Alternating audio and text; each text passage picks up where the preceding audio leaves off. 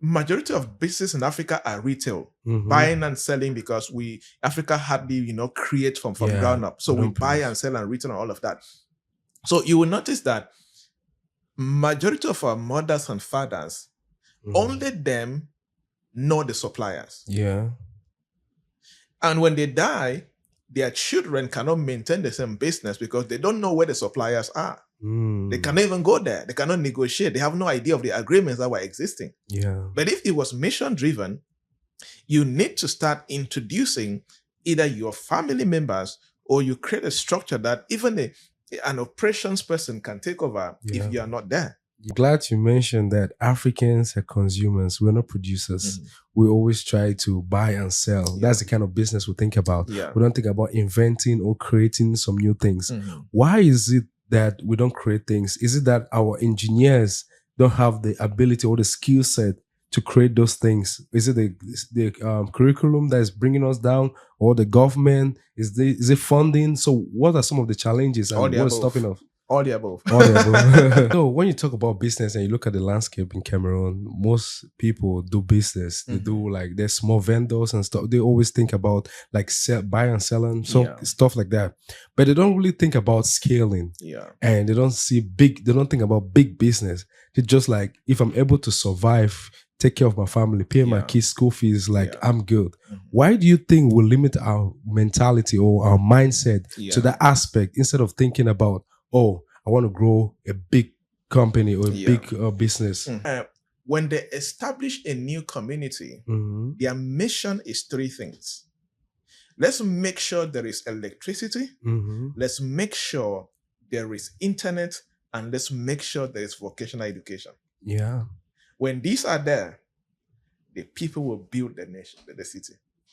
Yeah, that's true. And that's the problem with Africa. Yeah. Majority of our governments, they don't think at that level. You see, I always fondly say that mountains and trees and stones and what have you, they don't make a nation. It is people that make a nation. Yeah, that's true. Right? So if the country needs to rise and become a creating country and not a consuming country, we need to begin to understand what are the various. Let's go back to the basics of economics, Adam Smith, the factors of production. Yeah. The moment they are there, the people can be able to create. Yeah, but it becomes so difficult. You see, I started my career in Kumbu, the second chief town in the northwest region of Cameroon. And at the time that I was starting my career to be, a trainer, a speaker, a consultant, a researcher, and all of that. At that time in 2011 to 2012, you could not have electricity for more than 4 hours every day. It was rationed. Wow, in Kumbu? In Kumbu. Wow. It was rationed. So, and at the same time, we had 2G internet. Like literally, like I had a partner here in the United States where I remember an experience where I slept in the office the whole night because sometimes you want to upload a video. You cannot do it in the afternoon because the internet speed is lower in the afternoon because there are more people using it than in the night. Yeah. So you need to stay up at night to do any serious work. And at night, sometimes electricity is on and off. So I took the whole night to upload a video on YouTube, like literally the whole night. And then this lady, I sent her a message, an email. She says, okay, I got it. And so she said, let me download it. And in less than a minute, she said, I got it. I was like, what? Something I took the whole night to get to you, and you got it in a minute. And we need more people. You see, if you ask me right now, do we raise more engineers or do we raise more politicians and leaders? I would say level A.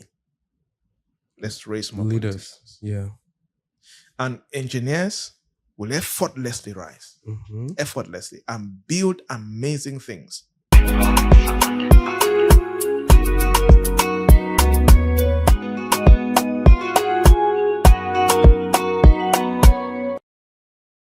Hello, welcome to another episode of the Benrolins Blueprint podcast. I'm your host, Benrolins Awandem. Today is going to be a great episode. I just want you to stay tuned to the end to enjoy this amazing episode. We have a notable guy in the building today. He's a doctor. Ladies and gentlemen, he's a business leader and an author. He's written a lot of outstanding books. Dr. Javnyuy Joybert. Welcome to the show. Thank you so much for having me. Good to be here. I really appreciate you for coming today. It's been a great one so far. Thank you. Thank you. Yeah, I know I had a little issue with the episode earlier, but I'm glad you're still here with me. It's fine. It's part of the process. Yeah. So yeah, like I started talking about something earlier before the sound system faded us a little bit. We're talking about business. You choose the business field, and you've written so many books about business and trying to educate the future business leaders about some strategies and different abilities that they can use to grow their business to another level. Why did you choose business, and what made you go to that field? Because it's really great. When you look at today's landscape, business is a really, really vital aspect of our economy. Yeah, business for me was something that sometimes I always say it found me or I found it, but it's both ways. But it was as a result of the discussion I was having with my mom one time back in Cameroon at the time when we were watching the news, what you can call the CRTV news. And during at that particular news episode, they were reporting that the World Bank delegation, they're in Cameroon for a working visit and all of that. And I just turned and asked my mom if I would like to work at the World Bank someday, what subjects should I study? And she said, fine, you need to study accounting, economics, commerce and finance, business mathematics, and all of that. So luckily the school I was in, the school was into 3 sections. There was humanities, there was sciences, and then there was commercial education. So before that discussion, I made up my mind that I was going to do chemistry, physics, biology, and those kind of subjects because everybody or most people in my family, they were nurses, kind of doctors, physiotherapy. So I was conditioned to follow their footpath. But then when that discussion happened, I went back to school the next day and I told my my counselor, career counselor teacher, that I'm no longer doing sciences. I am picking commercial education, and that was how the journey to business started. And before then, I used to, as a guy in Cameroon and most African countries, you get to start hustling. I used to buy and sell. I used to sell, cookies in school and here and there.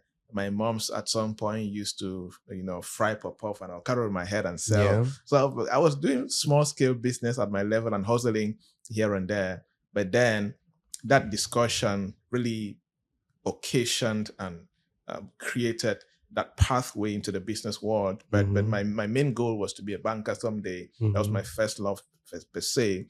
And I was on that path. My first ever job that I got was to be a finance officer in a microfinance institution. So I was on my way to becoming, a full-fledged banking professional. But then in the process, I discovered the passion for teaching, the passion for training, and the passion for speaking. So after about 13 months in the microfinance, I resigned to become a high school teacher with a lesser salary because I discovered I was more passionate about standing in front of people to teach and to train and to coach and all of that. And that was how I started all of this. And in the process, started my own businesses, failed in so many, lost a couple of millions here and there.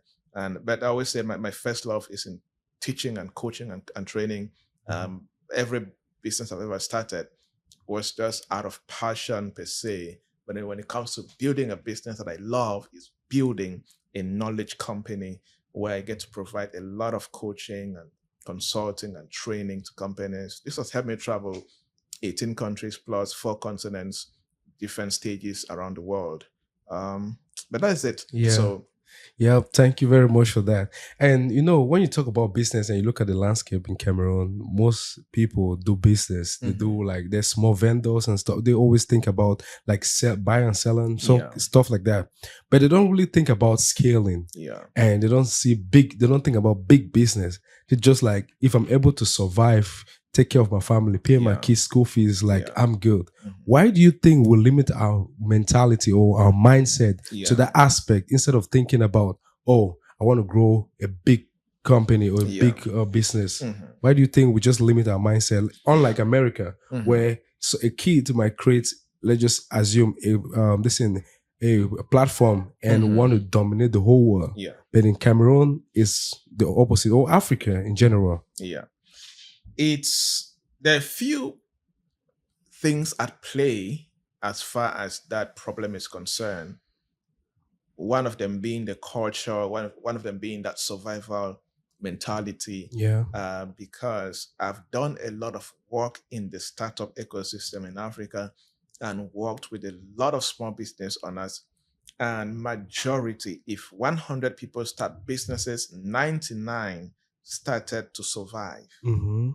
They didn't start because they saw a problem and there's a mission that they wanted to achieve with their life. You see, there is a way that a mission-driven person builds, and there's a way somebody who is building to survive, there's a way that they build. These are two different builders. And the person who is building with the mission can easily scale. Because their mission can easily be broken down into, you know what, my institution needs to impact 6 million people in 13 cities around the world. Because they are mission driven, they can easily have a breakthrough vision at that level. Right? So the only reason that Facebook is being used almost everywhere around the world is because it did not start to survive. He started with a mission to connect people. So with that kind of mission, he can easily continue to build and evolve the platform to connect the entire universe. Because it's mission driven, not money driven. Yeah, that's true. Right? If Jeff Bezos with Amazon, the way, for example, one of his articles I read, he spoke about, what will not change 10 years from now. Okay, people will keep on wanting things very fast. People will keep on wanting cheaper things. That will not change. So his mission is, how do we ensure that people buy things and get them almost instantly? His mission is not to really just make money. His mission is, if you order something, get it in the same hour or a few hours later and cheaper. You see? So that's why Amazon will keep on being a robust machinery. Because it's mission driven, not for him to just make money. So in Cameroon and even the United States and Europe and Asia, and majority of small business owners who stay small, they are not mission driven. They are survival driven. So the moment you convert, and trust me, it's not as easy as it sounds in this discussion to break through from survival mentality to mission mentality. But the day you break through is the beginning of you being able to scale your business. You see, and this kind of mentality makes people to think that you need money. You don't scale first with money. You scale first with the vision. And when you understand how to scale and put the right things in place, you will also start seeing that you don't need your money to scale. You need other people's money. So people with survivor mentality keep on thinking that when you ask them to scale, they're like, I don't have the money to scale. But they don't understand the game that, no, you don't scale with your money. You see, I always tell people that you start business with your money, but you don't scale with your money. Right? Like I always tell people, I always fondly make a funny statement, you don't need money to scale a business. That's true. People are like, what do you mean? And I say, okay, no, you don't need your money to scale a business. You need other people's money. But when you start being mission driven, you will now factor that inside. You will now also understand that there is no mission on the surface of the earth that is financed by one person. So we need to break out at whatever level you're doing, even this podcast, right? If if it becomes mission driven, or if it's already mission driven, I have no doubt it's going to scale. Yeah, right. I'm glad you it's mentioned the same that. for everybody. Yeah, I'm glad you mentioned that, because like I have a mission, and one thing I understand about business is if you have a mission, the first thing you got to take into consideration is building a system. So if you're not there, how does the business operate? Because when you look at the landscape of our African brothers, even the ones here who have business, these small businesses, they don't think about creating a system. And let's say, for example, they go for vacation. The business cannot do without them. So literally, they are the business.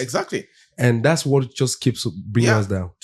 To add to your point, I did my MBA thesis on family-owned businesses in Africa. Majority don't go beyond first generation. They don't go beyond our fathers and our mothers, right? Because it was survival. It was, let me do buying and selling. Let me do this business to feed the family, get the kids to school. And that is it. So it was just transactional, survival based. So because it was not mission driven, they did not, to make it more realistic. You see, if this podcast is mission driven, and let's say that, you already have a son and the son is 10 years old, and you are seeing this podcast as a media company someday in terms of, social impact and all of that. If you are survivor mentality, you will never bother to involve your son. But if it's mission driven, you see beyond yourself. So when you're about to record, you bring in your son, you begin to show him the pathways. Okay, you see, when you want to record, do this and do that. So when I was doing my research, I noticed that majority of businesses in Africa are retail, buying and selling, because Africa hardly, create from ground up. So we buy and sell and retail and all of that. So you will notice that majority of our mothers and fathers, only them know the suppliers. And when they die, their children cannot maintain the same business because they don't know where the suppliers are. They cannot even go there. They cannot negotiate. They have no idea of the agreements that were existing. But if it was mission driven, you need to start introducing either your family members, or you create a structure that even an operations person can take over if you are not there. So, and those kind of, different moving parts comes into play when you're mission driven. But when you're survivor driven, trust me, you will never think at that level. And I'm glad you mentioned that Africans are consumers. We're not producers. We always try to buy and sell. That's the kind of business we think about. We don't think about inventing or creating some new things. Why is it that we don't create things? Is it that our engineers don't have the ability or the skill set to create those things? Is it the curriculum that is bringing us down, or the government? Is it funding? So what are some of the challenges and what's stopping us? All the above. All the above. Because you see, which countries is it Vietnam? Trying to remember the country where when they establish a new community, their mission is three things. Let's make sure there is electricity. Let's make sure there is internet, and let's make sure there is vocational education. When these are there, the people will build the nation, the city. That's true. And that's the problem with Africa. Majority of our governments, they don't think at that level. You see, I always fondly say that mountains and trees and stones and what have you, they don't make a nation. It is people that make a nation. That's true. Right? So if the country needs to rise and become a creating country and not a consuming country, we need to begin to understand what are the various, let's go back to the basics of economics, Adam Smith, the factors of production. The moment they are there, the people can be able to create. But it becomes so difficult. You see, I started my career in Kumbu, the second chief town in the northwest region of Cameroon. And at the time that I was starting my career to be, a trainer, a speaker, a consultant, a researcher, and all of that, at that time in 2011 to 2012, you could not have electricity for more than 4 hours every day. It was rationed. Wow. In Kumbu. In Kumbu. Wow. It was rationed. So, and at the same time, we had 2G internet. Like literally, like I had a partner here in the United States where I remember an experience where I slept in the office the whole night because sometimes you want to upload a video, you cannot do it in the afternoon because the internet speed is lower in the afternoon because there are more people using it than in the night. Yeah. So you need to stay up at night to do any serious work. And at night, sometimes electricity is on and off. So I took the whole night to upload a video on YouTube, like literally the whole night. And then this lady, I sent her a message, an email. She says, okay, I got it. And she said, let me download it. And in less than a minute, she said, I got it. I was like, what? Something I took the whole night to get to you, and you got it in a minute. And that's why it makes it difficult for us in Africa to compete with our counterparts in other countries and continents. Yeah. Because of the global economy, if you have a mobile phone and internet, the moment you plug in on the internet, your competition is no longer your neighbor. Yeah. It's no longer your age mate in the same community. No, you're competing with a guy in Tokyo, in Berlin, in New York, in Washington, literally from every global city. Yep. But we are handicapped if we are competing at that level when they have steady power supply 24/7 and we have just 4 hours a day. So by default, we cannot create at the same level. Yeah. So how do we fix internet it? speed? How do you change it? And these are things that you cannot do as an individual. A group of people cannot do it. We need breakthrough leadership. We need transformational leadership. We need people that can play the game at that level where they understand that, look, again, and this goes back to politics in Cameroon and Africa. Yeah. Politics in Cameroon and Africa is survivor driven. People get there to get bribes and to take care of their families. So it's the same culture, the same survivor mentality that small business owners have on the street and in their small business corners. Is the same survivor mentality that every politician in Cameroon, in Nigeria, in Gabon, in Central African Republic, I'm trying to call those typical countries where there is heavy level of bribery, corruption, and embezzlement. Yeah. Because those politicians are not mission-driven, they are survivor-driven. So when they get into power, their mission is to absorb, is to consume. It's not to create. So, and when we start having mission-driven politicians in Central Africa region especially, and then some West African countries, there'll be a shift. They'll start understanding that, okay, what can I give my people? Because look, man, give this generation in Africa, I have spoken to, there are few people in Africa who have addressed young people in conferences at the level I've done. I've spoken to millions and thousands of them on different platforms. So I know the resilient nature. I know the hard work. I know the hunger to be more that is in the hearts of our young people. Yeah. If you give them, I always tell people, look, the government cannot give us money. You are too broke to give us money. We are too intelligent to get money from you. Give us the ecosystem and watch us build. And that's why America is where it is. Yeah. They give you the ecosystem where there are roads, power, internet, and all these things. Watch the creators build. So in a nutshell, what you're saying is we need leaders who are mission-driven. We need mission-driven. And we're going to bring policies that are going to address the youth. Because right now... So should I shock you? Wow. We have excellent policies. Well, if you read policies in Cameroon, Gabon, Burkina Faso, Mali, Ghana, Nigeria, if you read policies on paper, my goodness, you will like, wait, why is this country where it is? We have excellent documented policies.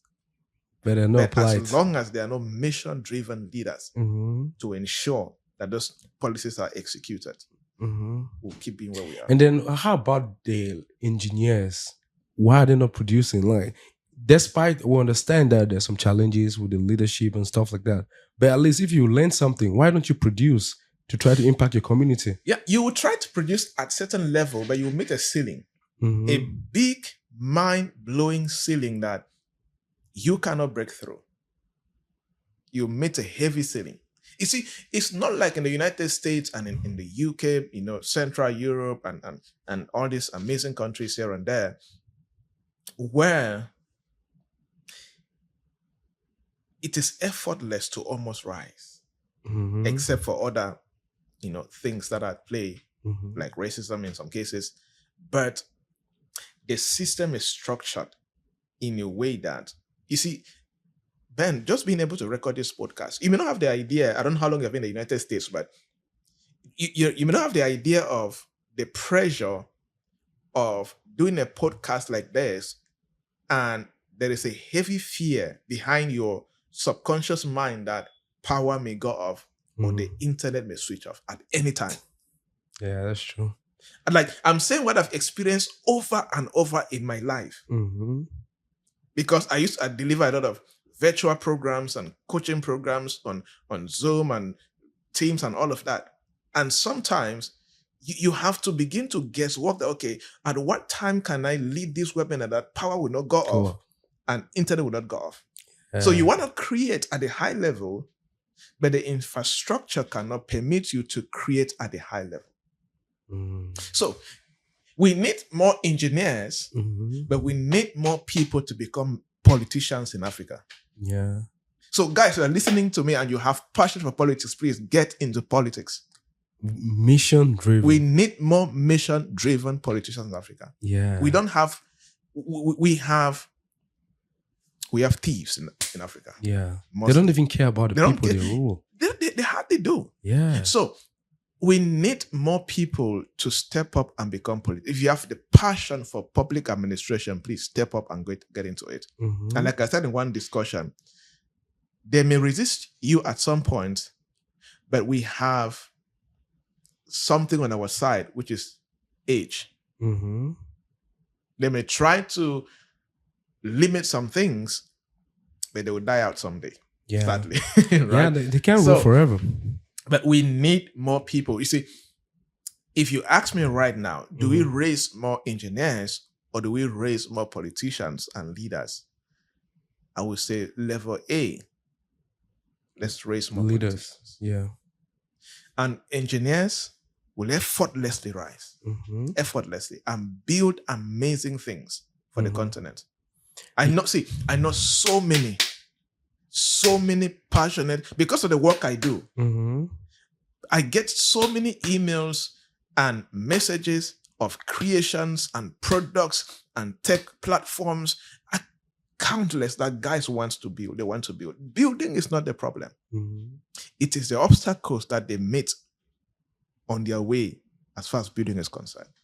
But I believe like every problem is a business. And if our engineers or our business leaders are looking at it from that perspective, like these are some of the challenges that we're facing in Africa. These are some of the problems that we're encountering on a daily basis. How can we use this problem to find a solution that is going to help enable others to benefit from it? Because at the end of the day, the government is going to be the government. But I think as an individual, you have a role to play. And you have some things that you can put in place that's going to better your community and the country too. Again, like I said, guys are creating, right? And that's the most amazing part about so many African brothers and sisters. Like, if you look at the enormous challenges and limitations and obstacles that we have on our way, and despite of that, I'm telling you, despite of that, those obstacles, guys are still creating. You see, there are many entrepreneurs, if you take them from, I've worked with Peace Corps volunteers back in Cameroon, and the Americans, a lot of mostly white people. When you look at the challenges we face, many of them can't take it. They're like, what? This is too much. An average entrepreneur here in the United States, in Canada, Europe, they cannot survive a day in Africa to build a business.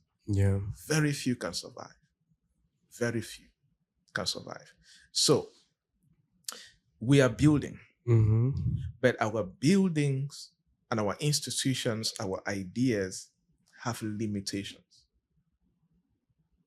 They are heavily limited. For example, the most difficult travel to make in Africa is to travel within Africa. Yeah. It is much easier to leave Africa to Europe and America than to travel within Africa in terms of getting a visa. Like I've experienced it over and over and over and over. Yeah, that's another problem. Right? So things like that, limited, or due to the heavy level of corruption, where literally every office that you knock to get a service, somebody's asking you for an extra amount of money. Yeah. It's so rampant, it's so popular. Or you are in your business location. I'm not saying what I've heard, I'm saying what I've experienced. You're sitting in your office and somebody comes from nowhere because they sit in their office and they want money. Somebody comes from nowhere and just tells you, give me this amount of money. And if not, I'm going to make some calls and they will shut down your business. And if you don't have either higher influence or hire somebody to call, you have to give them money. So you're taking profit to keep the business afloat from people who are hungry. So if I could give you many examples. So they probably see people are building solutions. People are building apps and platforms and AI stuffs and brick and mortar businesses. People are building amazing stuffs. But the point is, apart from the challenge that they cannot scale at that level because of survival mentality, is also that they are meeting heavy ceilings that they cannot fight it. They cannot break through because it's government. It's a whole machinery. So we need, I made a post one time and I said, entrepreneurs must also learn how to become policy advocates, how to be more active in terms of what role can they play, in terms of policy and being politicians themselves, if they can. Yeah. If not, people who are really passionate about community development and politics and all of that, we need more mission purpose driven young people, because the millennials are more mission driven and purpose driven. But many of them are into private sector. So we need more millennials also, and even the Gen Zs now, to also start thinking, look, politics is not for the old. It's for you guys too. Because if we leave it with, especially in Africa, with those who are there right now, we'll still need a lot of time for them to naturally die out before we can take over. But that's too long. Yeah, but what if someone who is mission-driven right now in Africa, a young mission-driven leader who is encouraged by what you're saying, but at the same time is saying that, oh, if I try to run in for election or I try to put in a campaign for my community, I'm going to be crushed, or the election result is not going to be a reflection of what is on ground. What are you going to tell the person to do? You see, politics, from my little experience and observation, it's not just about winning. It's also about you being able to be an opposition that can hold the politician in power accountable.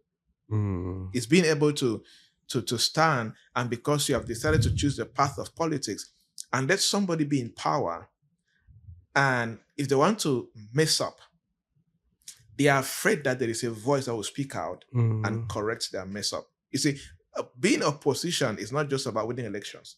It's about also being that, necessary evil for the power, for the party in power. You see, so it's not just about being able to be that politician that, even though you don't win, but you have the intelligence, the communication power, the information, the data to drive intelligent conversation and let the people in power know that there's somebody watching and there's somebody who understands the standards, who understands the law, who understands policies, and expects that if you're in power, you should deliver at this level. And that's one major challenge that we don't also have in Africa. And also, that also is also caused by another problem, because in many African countries, the freedom of speech is not free. Yeah, so go to jail. If you speak the way you can speak freely, but you cannot guarantee your freedom after speaking. Yeah, that's true. Right? So it's a whole. So you can see that it's a whole machinery. But again, don't stop creating because of these. Yeah. Keep on creating because people are also stepping up. At some point, people are stepping up into politics and leadership, that there is a whole change that is going to happen. And when it happens, let us be ready to take over. Yeah. So keep on creating, keep on perfecting. And if you are migrating, migrate with a mission. Don't migrate to survive. That's another big challenge with migration. Many people are migrating to Europe and Asia and North America and all of that. They are migrating because of the work I do. I get to travel here and there, and I meet so many Africans in different nations, all of that. Yeah.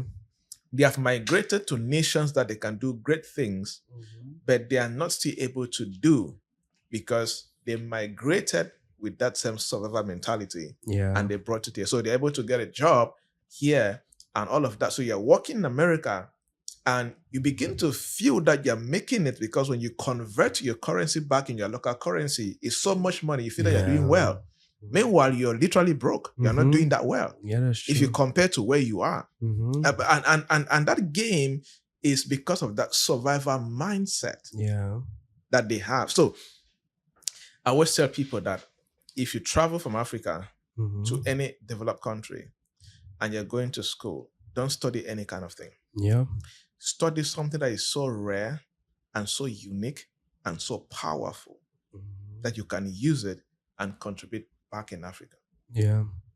Don't just go study history. Oh, this is not bad, but don't just go study anything. No, study something profound, something that can make you a major contributor back in the African economy.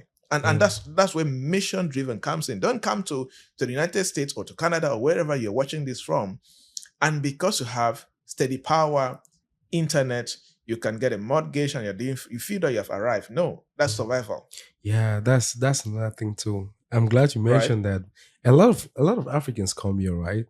And they just look at the environment, look at what other Africans are doing, and they just start doing that thing without even asking themselves a question like, is that the right thing to do? Is that what I really want to do? Do I enjoy doing this thing? Exactly. Just because this person is doing this thing and I trust the person does not make it right. They just copy it. And even if the person is sincere and tell you something, he might be sincerely wrong. Yeah. And we have to start holding ourselves accountable and like, hey, what are some of my visions and purpose in life? And if am I attaining that? Because when you look at us, sometimes we have like 5 jobs. Yeah. We barely sleep. Yeah. And we're trying to send money back to Africa. At the end of the day, you got to ask yourself, like, is this my purpose? Yeah. What are some of my purpose in life? And what are some of the steps I got to start taking today that's going to help me attain that goal tomorrow? Yeah. And that's a problem. You go get a house with 30-year mortgage and you're trapped in one position without even no financial knowledge, no financial literacy. Yeah. And you've not even understood what this thing business really means. And you say, mortgage is better than renting. Yeah. That's a topic for another. Do you really believe that mortgage is better than renting though? You see, everything is better and everything is bad. There's no one-sided anything. There's no one-sided bread. There's no one-sided phone and all of that, right? And if you are not a conscious, independent thinker, you will go with popular opinion. And like I always say, because it's popular doesn't mean that it's purposeful. That's true. Because it's popular doesn't mean that it will serve you. So there's something I teach with executive level, which I call elite consciousness. How do you practice elite consciousness? Number one, you interrogate assumptions. When you in every community, there are general assumptions. Oh, study this. Oh, do this work because it's easy. Or the general assumptions. If you don't have elite consciousness where you interrogate assumptions, you'll be kept bound by the society. Number two, you question your own biases. Everybody has a bias. Yeah, we all you bias. Question it. Right? So many people don't break out and quickly are kept, in the same bondage by an existing system because they don't have this elite, they're not conscious, they're not independent thinkers, right? Get all the data. If you speak to me and I told me, I will listen to you as well, I'll go do it the next day, right? But that is data. It is my responsibility now to break that data and get insights and get understanding and get wisdom. You see, I am faith driven, so the Bible is critical to me. Now, the Bible says, according to the law of building and establishing, King Solomon speaking, he said, by wisdom a house is built, and by understanding a house is established. Yep. You see, without wisdom and understanding, you cannot build anything, you cannot establish it. Yeah. So many people, when they get knowledge, and because they lack elite consciousness, they don't interrogate the general assumptions and opinions. They don't question their own biases. They just absorb knowledge and then they start executing. They skip a major part of the process, which is when you get that knowledge, you have to break it down into wisdom, actionable insights, understanding before you start building and establishing. Yeah. And as long as you keep skipping that process, you will easily be buried by the system. Such societal stereotypes that kept others in bondage. You see, you can never rise above a society that you don't understand and you don't question and you don't challenge. That society will keep you in the same bondage that majority of the people have been kept in.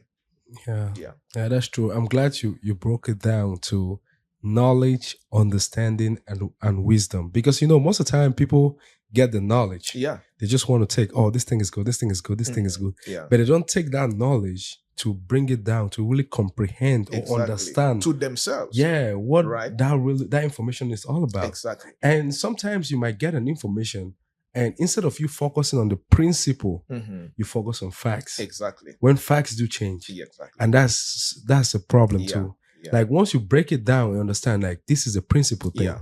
This is what I'm supposed to be focused on. And how can this thing influence me in the positive direction? Very important. And once you get that step sorted out, and then now you take the actions, that is wisdom. Yeah. But if you don't put it through that channel, it's going to be hard for you to succeed. Definitely. Because you don't really have a principle-guided mission or vision in place. Absolutely. Yeah, I'm really glad you broke that thing down. Like, because, sometimes we Africans, we think we know a lot, but we don't know nothing. No, see, no one, trust me. Yeah. If you think you know a lot, you have zero understanding of how knowledge works. Yeah. Like every day, I see how stupid I am. Honestly, even me too. Even me too, bro. Every day, I see how much I don't know. Yeah. How much I don't know. So, and that's it is called intellectual humility. And if you don't have intellectual humility, you will find it difficult to have breakthroughs. Yeah. Because most of the time, things that will change your destiny happens when what you don't know and what you know, when there's that intersection, something breaks out. Something breaks out. It's like, for, let's say, believers, for example, when the Holy Spirit reveals something to you, you're totally dumb on it. But when your ignorance and that revelation merges together, something breaks out. Yeah. Right? That's the pathway. So if you don't, and many people in the lower class and the middle class, they don't have that. Because if you have intellectual humility, you will study. So majority of people don't study. Yeah. Because they think that what they know is enough. Like somebody made a comment on my post yesterday that, so I was talking about, I'm currently teaching a series in my community known as how to move from a low value economic personality to a high value economic personality. Right? I'm currently teaching that series right now. And then I cut an excerpt and shared on my Facebook. Somebody came and made a comment, and among many things he said, I have applied everything I know on this earth. I've done everything on this earth, but I'm still as poor as a church rat. I said, no. Came and commented. I said, no. You have done everything that you know. You have not done everything that is available as knowledge on the surface of the earth. Yeah. And when you have intellectual property, intellectual humility, you will always know that anywhere there is a challenge, a difficulty, it's a problem of light. Not because that challenge is bigger than you. Yeah, that's true. You see, the first time that darkness, and darkness represents ignorance, disorder, chaos, the first time that darkness was mentioned in scriptures, the introduction against darkness was light. The only solution against darkness was let there be light. Yeah. So every challenge we are facing right now, every challenge I am facing right now, it's not that that challenge is powerful. It's not that the world is against me. No, the world is not that powerful against me. No, it's a problem of there is a darkness, there's a ignorance, there's a disorder, there's a chaos that I have not found their light. And the moment I found the light or the knowledge and I break it down into insight and wisdom and understanding, that thing loses power over me. That's why when you get into a dark room, the moment you switch on the light, darkness disappears immediately. Instantly. Yeah, that's true. It doesn't gradually, it disappears immediately. And that's the same thing with every challenge we are facing right now. Like I always fondly say, true knowledge should reduce the quality of your suffering. Knowledge should reduce the quality of your suffering. Yeah. So if you have more suffering in your life, you are not absorbing more light. Because it is divine law that when light is introduced, darkness should disappear. Suffering should reduce. So it goes back to all of that. We need to come to that level of consciously, growing in that path. Yeah, and I'm glad you mentioned that because, a lot of people, when they learn something, they feel like that's all that is to know in that field, in that area. Yeah. When they fail to understand that there are more things, like you're not even on the higher realm. You have to really go deep to really understand some things. Yeah. What are you saying? Yeah. And you have to also have that learner mentality that you always have to learn. Yeah. No matter what. And you don't necessarily need to go to school all the time. No. You can go on YouTube and try to search something relevant topic. Like literally, you can learn how to do anything on YouTube. Right now. You just go, you put it on, and you sit down and learn, understand some basic things. Like if you don't really get the guy's point of view, try to check another person. Exactly. And that's how you try to compare and contrast, and then you decide like, oh yeah, it makes sense, and then you take it down and then try to apply it. Don't gain principles or gain knowledge, and then you don't reflect or comprehend that knowledge and try to apply it, because you're not going to do it. It's like you've not even done anything. Yeah, no. Because if you've not applied, it's useless. It's not power. Exactly. Applied knowledge is power. Yeah. So our African brothers, if you're watching this, please try to get knowledge, understand, comprehend that knowledge, and then look for principles that are going to save you, and then try to apply them. Yeah. Don't just hear something, because people are doing something, you say, oh, that's the right thing to do. Everyone is buying a house, I got to buy a house. Everyone is buying a BMW, I got to buy a BMW. Nah, we have to think. And that's what is killing us. We are not thinking.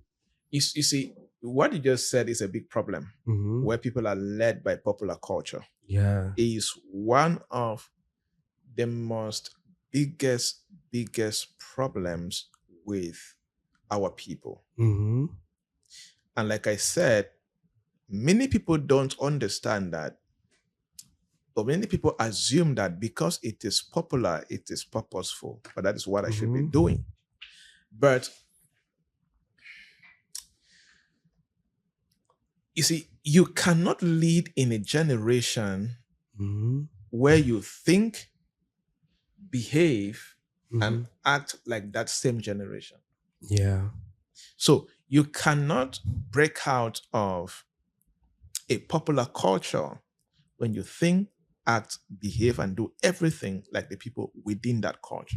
Yeah, that's true. So that point you made is very important, where people don't master the game of independent thinking, individuality, research, contextualizing knowledge. You see, like in this podcast, we have said so many amazing things that can change many people's. You see, I have seen the power of knowledge change people's life. Yeah. I have seen it, right? And because, like, for example, I speak in so many seminars and conferences and summits. You speak in a seminar, and some people come and say, maybe yesterday, and say, see, these are things that you said I did, then my life changed for good. And there are same people in that seminar that their life remains the same. The same like this podcast. Somebody can listen to it and they pick just one insight. Yeah, that's going to execute it consistently for 90 days or 3 months or 6 months. And there's a major shift in their destiny, in what they do. Yeah. And somebody can listen to it and stays the same. Yeah, for real. You see, and many a times it's that popular culture that it's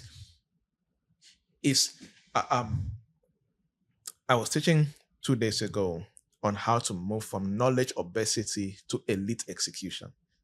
People are so knowledge obese, so much knowledge, but little quality of results in their lives, because it's what I call knowledge obesity. And I made a point and I said,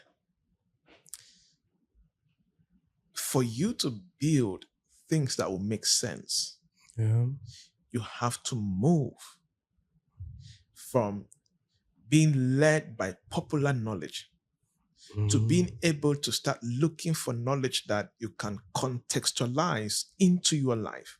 And then you begin to execute the wisdom from that knowledge into your life. For example, somebody may listen to this podcast right now from Cameroon, another person from Ghana, another person from China. Yeah. You see, there are so many principles we have shared in this podcast that can work in all these 3 countries. But if you don't understand how to receive this knowledge and go beyond popular knowledge, popular culture, but make up your mind, okay, this is a powerful principle. How can I contextualize it into my life based on my current age, my current financial status, my current job, my current location, my current goals? And that takes some hard work. You know, thinking, taking responsibility is labor. Yeah, it's hard work. And trust me, many people don't want to do it. Or many people don't know how to do it. Yeah. So it becomes a challenge. But this is something that we need to train ourselves to start doing. Because you will never rise. I keep saying this. Work hard very well, that's good. But you will never rise in this life above the quality of the insights that you can execute in your life. Yeah, I'm glad you said all the stuff. So as I have your books in my hand right now, what made you become an author? Because it's kind of rare, you know. There are not so many African authors. We have quite a few, but a lot of people don't grow up thinking, oh, I want to write a book. Yeah. I want to be an author. So what made you decide that, oh, I want to become an author? Was there a mission, a vision place where you still felt like there's something you know that have to be shared out there? Yeah. It came from that. Sometimes I don't like to call myself an author because I don't think I'm that a good writer, right? But because my books are very straightforward. I don't know how to take you around the bush, tell you a good story. No, I am a strategist. I give you do this, and see this. That's me, right? So my books are not for fun, and not for entertainment, and not for you to enjoy some good poetry. I'm not good at that. I am a framework guy. I'm a solution guy. I'm a strategist guy, right? So my books are frameworks. They are methodologies. They are guiding principles to get you somewhere. When I'm writing any book, it is you are here and you want to get here. Like the one from being a chief procrastination officer to being a chief execution officer. So you are here, you need to be here. The one on building, managing, and monetizing attention. Attention now is one of the most powerful currencies in this dispensation. If you don't know how that game works, at the basic level, you will struggle. So you are here, you have no idea how to build attention, how to manage it, how to monetize it. How can you start doing it when you read the book, right? So the goal was, I started seeing that many people don't have, especially in our context, they didn't have like manuals or processes, because many of the books that even I read in my journey, and even I still read, they are written by American authors and European authors and so on. Yeah, you could hardly find significant practical books that are written by our artists, not artists, our authors.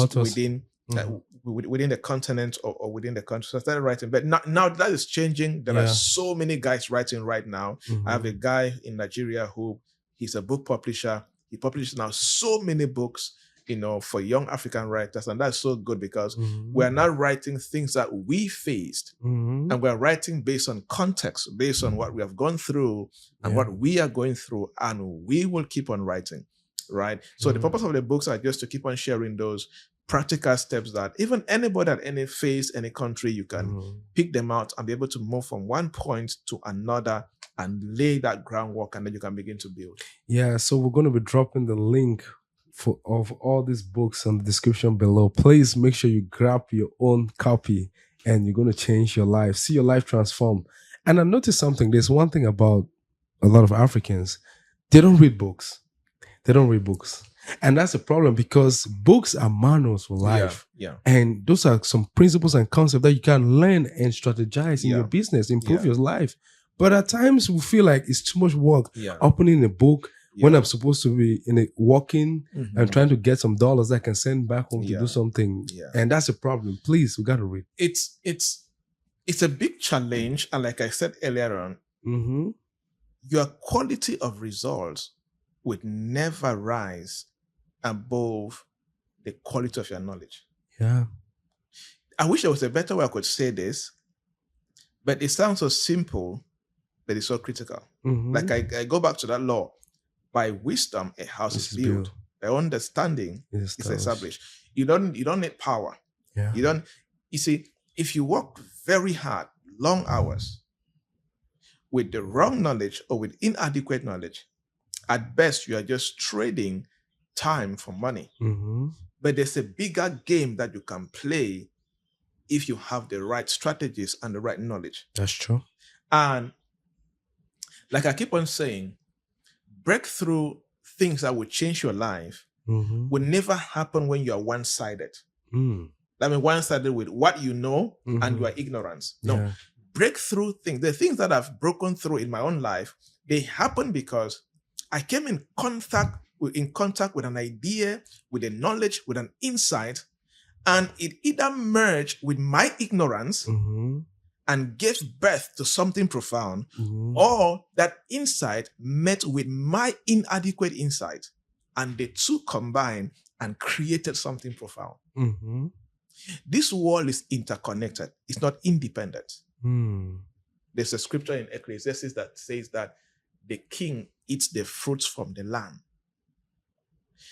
The world is interconnected. If you will break through, there's an insight I know that you need. And if I will break through, there's an insight you have that I will need.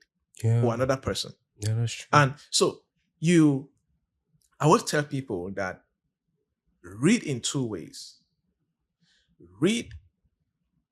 Do what I call project-based learning, and then curiosity-based learning. So for example, there are some books right now you can be reading on podcasting. You are reading because you have a project that you read the book, you apply. Don't read for entertainment, please. Yeah, no.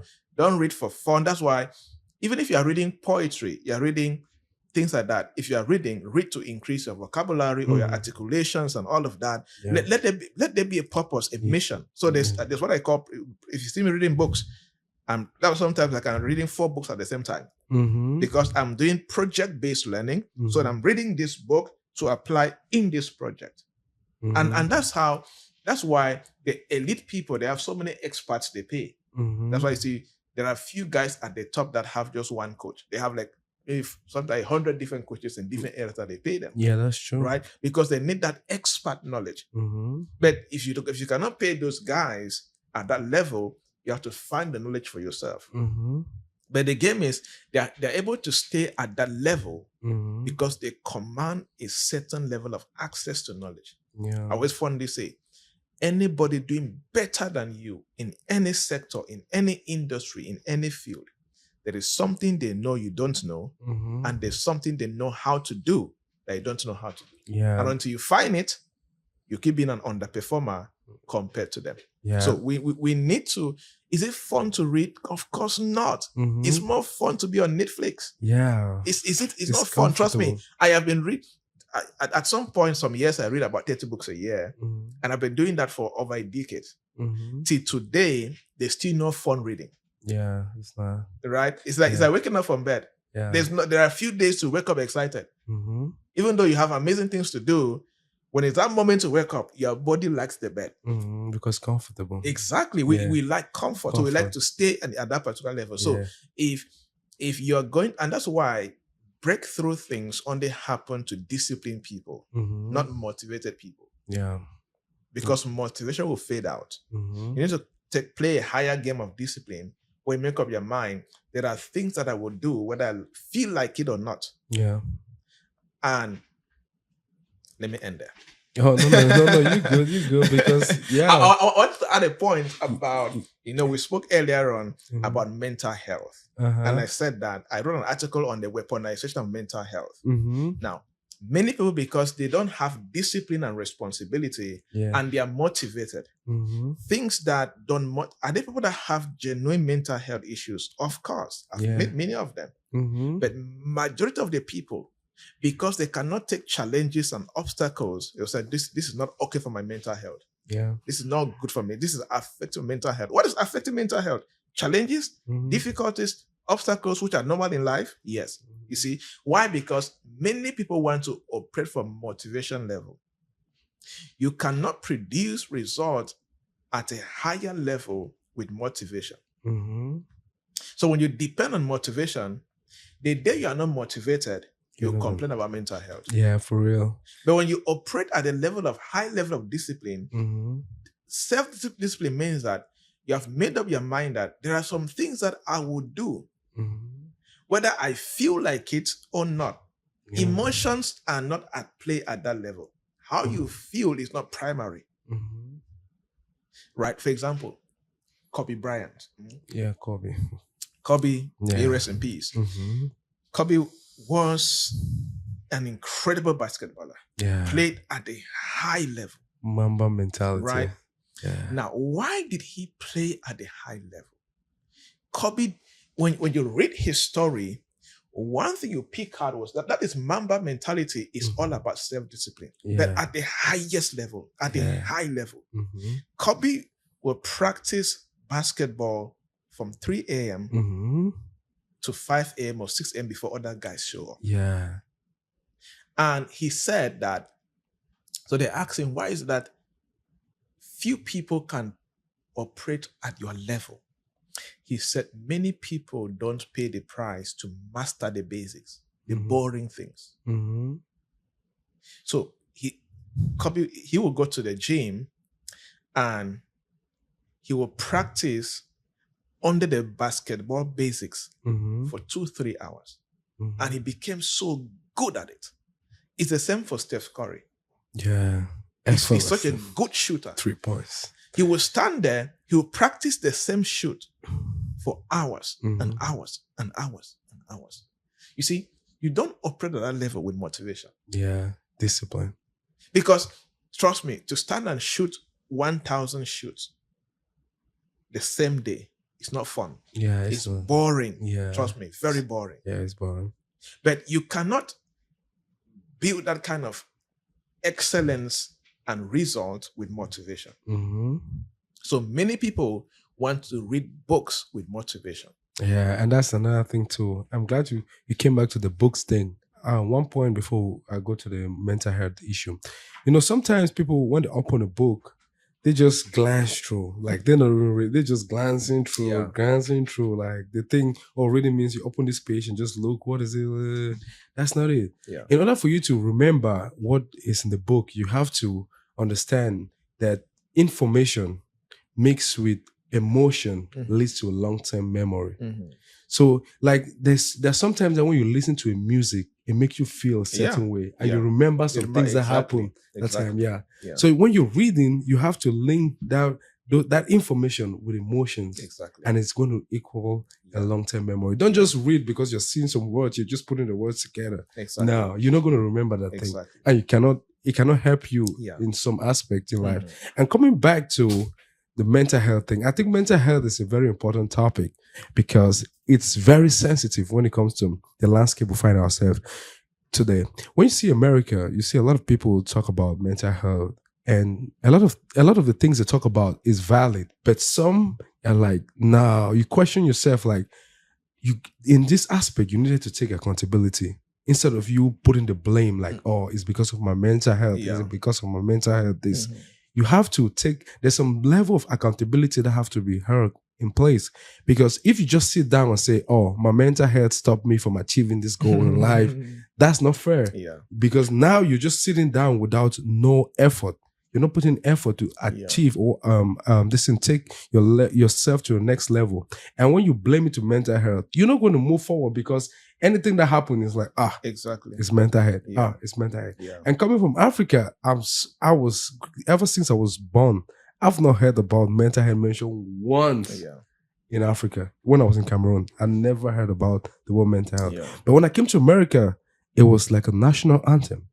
Mental health, this. And when you say, oh, I've never been to a therapist, some Americans find it weird. They're like, what do you think about mental health? I just think you can solve your own problems. That's all I think about. But I believe you don't know which way is the best way, but at the end of the day, taking accountability is the best. We are in a society now where, because of, you see, the human nature loves ease and comfort and things in that light. But life was not created that way. Everybody will face obstacles, challenges, major blows that life will come at you. Yeah, that's true. And it is our responsibility to build ourselves so that when that day comes, you don't faint. You see, I'm forgetting the scripture, but the sense of that scripture is it's our responsibility to build our human spirit, to build our minds, and be ready so that when the day of adversity comes, you are not powerless. You are not victim. You are not wearing the victimhood mentality. You are not hopeless. You see, I always say that powerlessness is not of God. Hopelessness is not of God. Victim mentality is not of God. All these things that is so highly packaged and given good English names, they are not. You see, the game plan of God is dominion, is authority, is power, is fruitfulness, is multiplication. He said, be fruitful. He has given you the grace, the capacity, the abilities to be it. But fruitful. That requires responsibility. That requires discipline. That requires, some level of resilience. So many people who are lazy per se, are there people with mental health issues? Of course, genuine, authentic mental health issues. There are many of them. But majority that I've also seen is lack of responsibility. Is many people have removed resilience from their vocabulary. So when a normal life challenge comes, or when they lose a job, it's not strange, it's not new. Oh, my mental health cannot take this. What is so new about losing a job? But you see, when you understand the game that you need to build your mindset. And because we have allowed fear to rule us, instead of us being people of faith and action and creators, there are some things that when they happen, fear automatically swallows us up. Yeah, you see, that's true. Have you read this book, Outwitting the Devil? Outwitting? No, I don't think An incredible book. Mm-hmm. Read it. Incredible book. Mm-hmm. And it's an interview with the devil by the author. Kind of a fictional interview, but it's so practical, right? And the devil is explaining how he uses fear to keep people in bondage. He limits people from manifesting their greatest breakthroughs and testimonies as far as life is concerned, right? So for many people, the issue with mental health for some people is that they have removed resilience. They have removed self-responsibility. They have removed discipline. Many people want to live life based on motivation.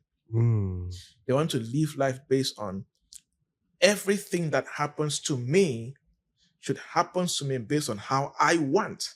Meanwhile, you didn't create life. Yeah, that's true. You are just part of the player in this life. There are other major players at work.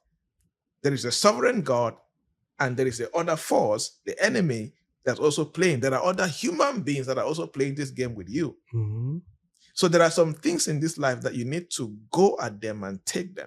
You don't need to sit and be comfortable. So many people prefer comfort. So when something is against their comfort zone, they pin it. And because we like ABC, abuse, blame, and complain. That's the easiest way out for majority of the human race. And like I say, I've had due to my work, I get to work with people who operate at that level of result and achievement and all of that. Trust me, I have hardly heard a discussion of mental health issues with elite performers at that level.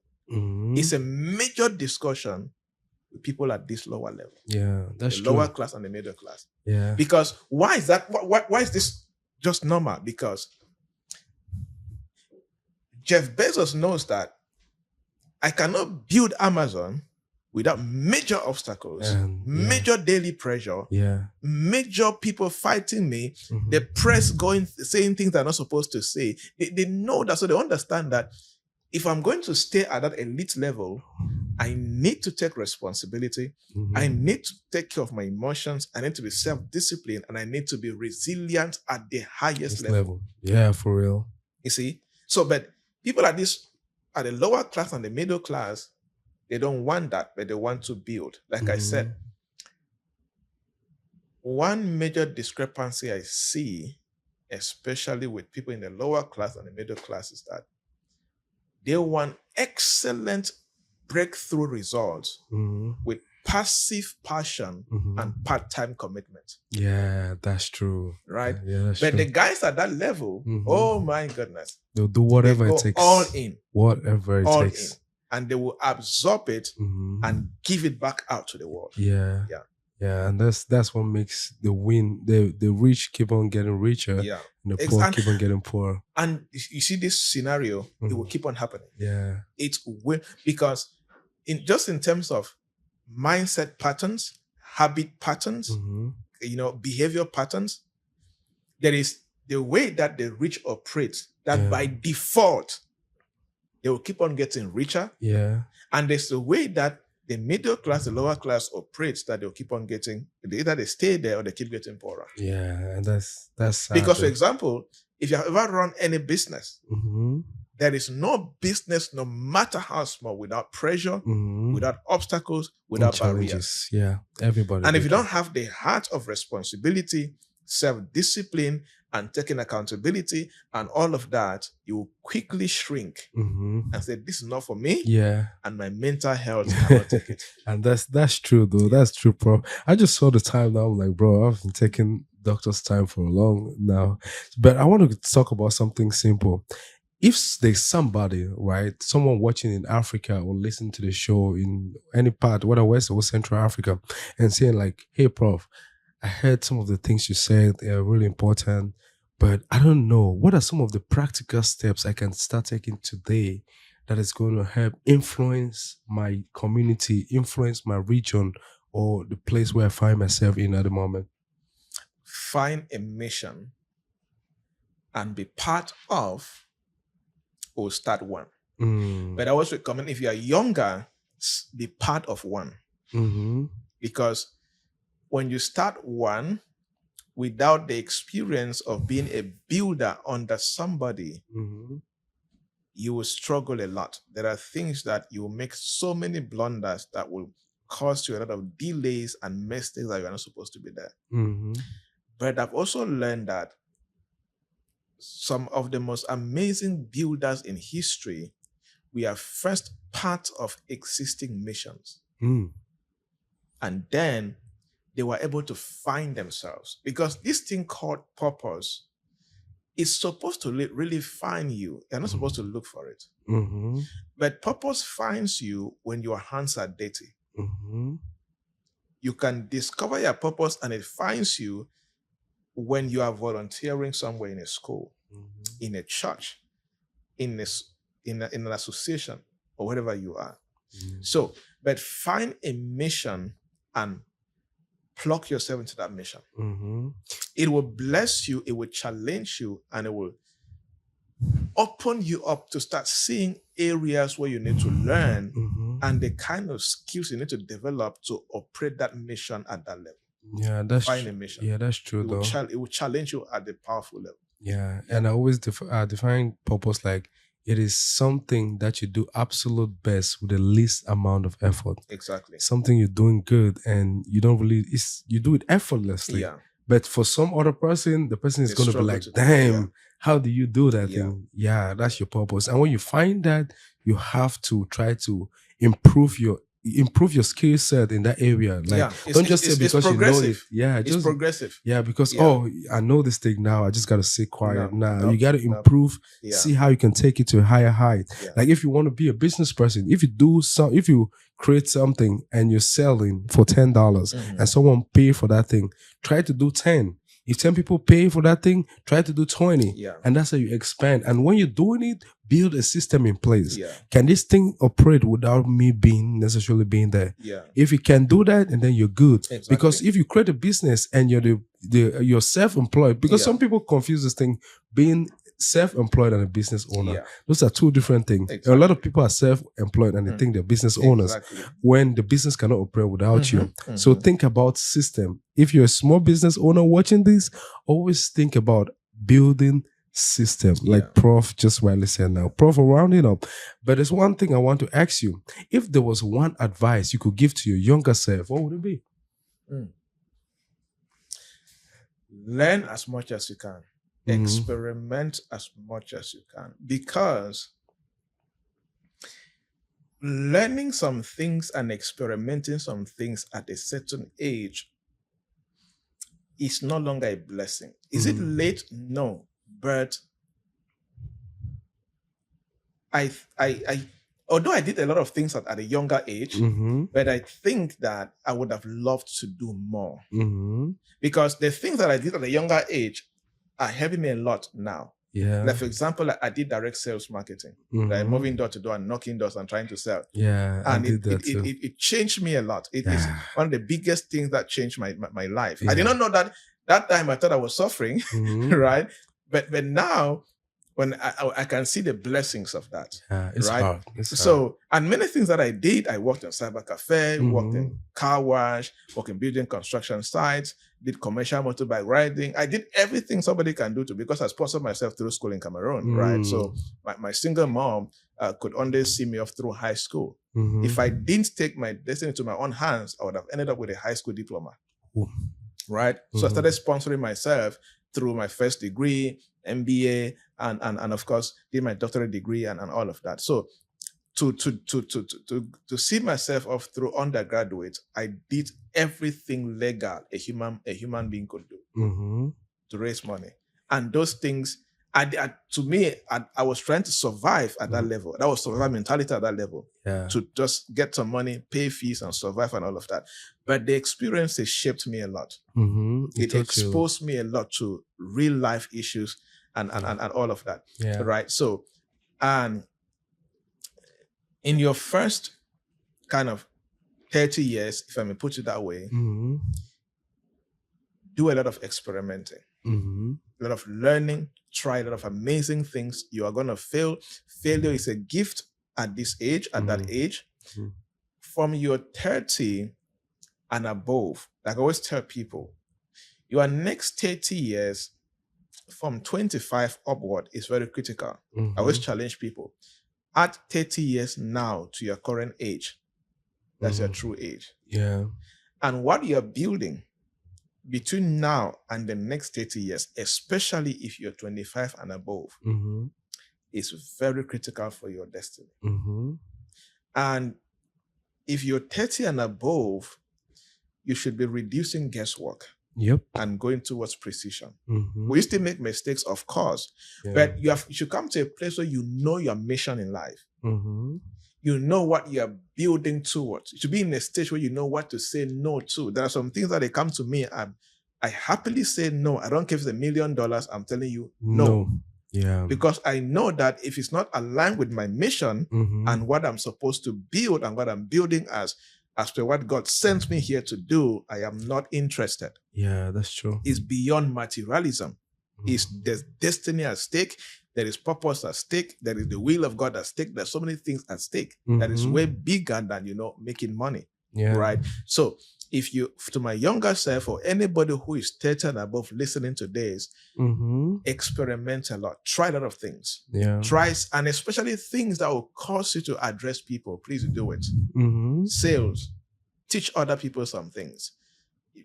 Stand in front of the public and dance, sing, do something. But just do something that will put you in front of people. And then experience, try things around technology that you have never done before. Watch tutorials, try to do it yourself, push yourself at that realm. Yeah. There are things that you would discover that no book can teach you. You see, and there are some things that you need to discover that are critical for life. There are assets for life that you cannot read in a book. For example, courage. You don't read courage and become courageous. Yeah. No, you do things in your journey, and due to your experiences like failures, losing money, being betrayed, being stabbed in the back, those kind of things. A girl you were dating and you thought you guys would get married and then they dump you off and get another guy. Things like that, when they break you, they build things in you that no book on earth can teach you. Yeah, that's true. Right. That's why show me anybody who has gone through diverse experiences. I'll show you a winner. Yeah, for real. There is nothing in life that can break that person. But show me people that were raised up in very chilly areas and all of that. That's why many a times when some things hit them, they find it difficult to rise. Yeah. Because that is their first time of failing. They don't know how to fail. Yeah. So the day failure hits them, it breaks them so much. It's a new thing to them. Yeah. So sometimes they struggle to rise. Right. So my younger self, experiment, learn, read more books, watch more videos, do more things that put you in front of people, because I was not doing that actually a lot, because sometimes I could go throughout the whole year in school. You will never see my hand up participating in anything because I was that afraid of the public. Right. But it's a gift. Anybody who can face people in any capacity is a powerful skill. Yeah. Very powerful. So because there are some levels of rising in elite performance that if you cannot face people, you will never access. Yeah, that's true. Those platforms will never open up to you because there are some major platforms that are destiny changing that will require you to face people and address them and articulate your thoughts in an amazing way. Yeah, and always remember that failure is a setup for a comeback. Exactly. And you got to be prepared. I always say that it's that. a gift. Failure is feedback from your future. You have to be prepared. Yes, it's a message from the future, from your future, telling you that you need to grow in this area because there's something bigger coming. If you check your life patterns, you'll notice that the previous areas you failed in, Some of your major breakthroughs are related to those areas. Yeah, for real. It was feedback from your, it's divine design by God. You see, it's divine. You see, Joseph will be hated for his dream. And he will think that he is failing because he's in prison, he's in the pit and Potiphar's house.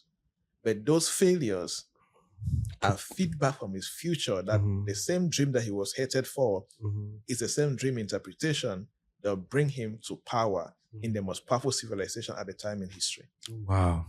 So it's anything, if you've ever failed, I always advise people, when you failed, I have failed. I have been stabbed, betrayed, I have lost millions in business deals. And I always tell people, if you are failing at anything, maybe relationship, marriage, career, losing a job, business, whatever. If you are failing at anything, protect two things. Your brain, your mind, and your heart. Yeah. As long as you don't lose your mind and your heart in failing, you bounce back. Yeah, for real. And never cry when you lose money. You made the money didn't make you. Yeah. Because according to God's design, money is your slave. So when you cry when you lose money, money has become your slave. You are reversing the order. Because many times all these things we call failure is related to money. Yeah, for real though. But if you understand that money is my slave, the money don't work me, I work the money. So the day even if you lose $1 million, you're at peace. That's why billionaires, when they lose money, they are rest. Yeah. A billionaire told me, Joybert, I made the money. It's a tool. The money didn't make me. Yeah, it's a tool. Right? So when you have that mindset, even if you're still struggling financially now, one of your first pathways to wealth creation is to grow that awareness, that consciousness, that conviction, and that faith. That money, you are my slave. Even if you're making $10 an hour now, money is your slave. You are not a slave to money. It's the first pathway to breaking into wealth creation. Yeah, wow, Prof. It's been a really great episode. I've been learning a lot of things. I know when I edit it and I'm watching it back again, I'm going to gain a lot of insight. Yeah, so where can my viewers find you? Okay, you can find me on any social media platform. I'm very active on pretty much LinkedIn first, and Facebook and Instagram. And of course, I have a YouTube channel where many of these things I have shared are actually body of knowledge that I've done research and perfection and writings about. I have some longer version videos on my YouTube channel on some of these things that we have shared here. So you can just go to Dr. Joybert Javnyuy on YouTube. You'll find it, or joybert.com, my website. And of course, on any social media platform, just search for Joybert Javnyuy, unique name. you easily find me. Yeah. And of course, I have a digital store where I have some free kind of cheat codes and frameworks and some free online courses too there that people can take. Even on my YouTube channel, there are free online courses on business that people can take on different areas. So you can also find them there. Surely you put the links there and people can find it and it will help them. Yeah, we're going to drop the link on the description below. Please, guys, just check it out and let your life be transformed. And please, when you click on it, just try to understand. When you get the book, read to understand and gain principle knowledge, because it's very important. Thank you, Prof. It's been a great one. I really appreciate you for coming to the show today. Thank you very much. Thank you for having me. It was a great one. And hey, guys, there you have it. Today's episode just came to an end. It was a great episode. I hope you learned a lot of things today. And if you did not learn something, please watch it again and take note this time around. And this is the episode that you have to share with your loved ones, family, and friends. Thank you for tuning in. This is the Benrolins Blueprint podcast. Thank you. See you in the next episode. Bye-bye.